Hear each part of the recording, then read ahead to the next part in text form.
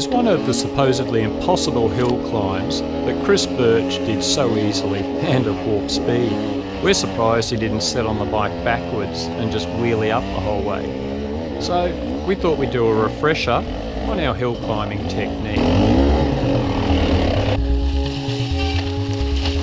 But not before the usual warm-ups with a few stacks,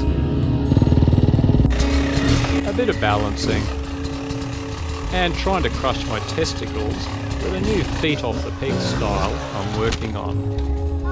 In trials, you keep your weight over the rear wheel for traction, but as it gets steeper, the bike wants to wheelie. Instead of moving your whole body forward, you keep your ass back over the rear wheel and lean forward from the waist to lower your centre of gravity. In fact, you can bend so far forward your helmet's chin guard is almost hitting the handlebars when it gets really steep. But as long as you are still standing on the pegs and hanging that arse out over the rear, you'll get the best traction possible and not flip the bike.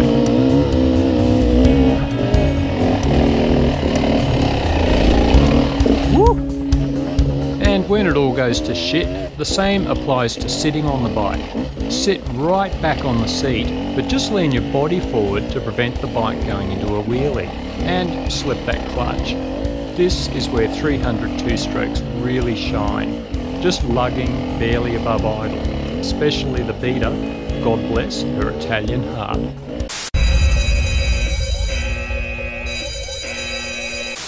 This climb was fun, quite steep and fairly greasy, so good practice. I've been running the tubeless system and went down to 2 psi front and rear for this ride. The grip was so good, I thought I'd just try plodding up in first gear as well, as slow as I could. This is actually standing on the pegs, so you can see how far forward I'm leaning to prevent the beater from going into a wheelie. Oh my god! That's amazing! Oh, I thought you had it! That was the messiest climb. Did you see my leg? I'm like going, woo!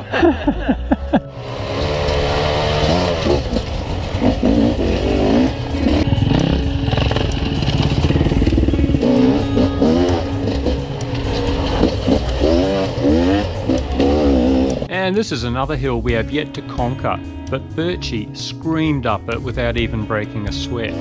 It was particularly tricky, with a fair bit of clay from the recent rain, but again, I'm amazed at how much traction I'm getting with the low PSI that this tubeless system allows.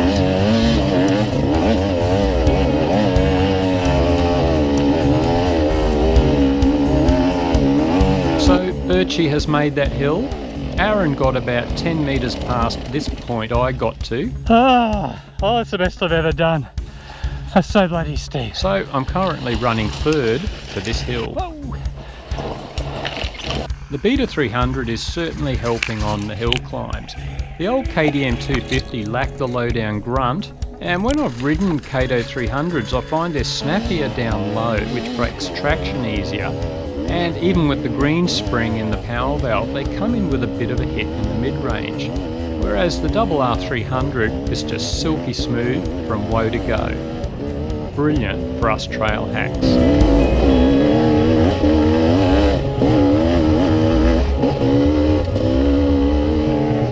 Scott wanted to have a try at the uphill log jump that Birchie showed us, so we headed down to the creek. The idea is to weight the bike, then use the first log as a kicker to jump the next few. Then weight the bike again on landing to get up the steep bank and bunny hop a little log near the top.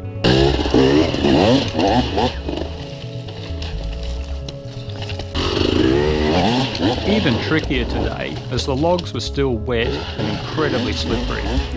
But feeling more confident in this sort of stuff, now I've got a carbon fibre guard for the beater's pipe. We wrapped up the day with some sit-down cornering practice. We need to keep working on this. It's bloody hard trying to remember all the key elements. And this nice flat area allows us to do figure eights until it seeps into our thick skulls.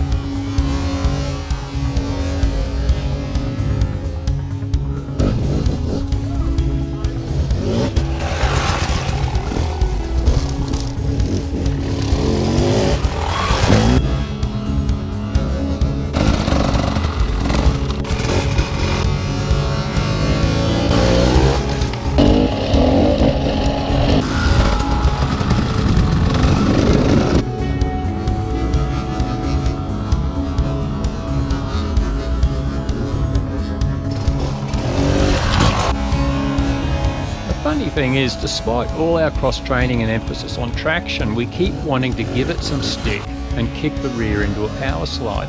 So we deliberately rode a gear higher and focused on maximum lean without wheel spin or braking traction.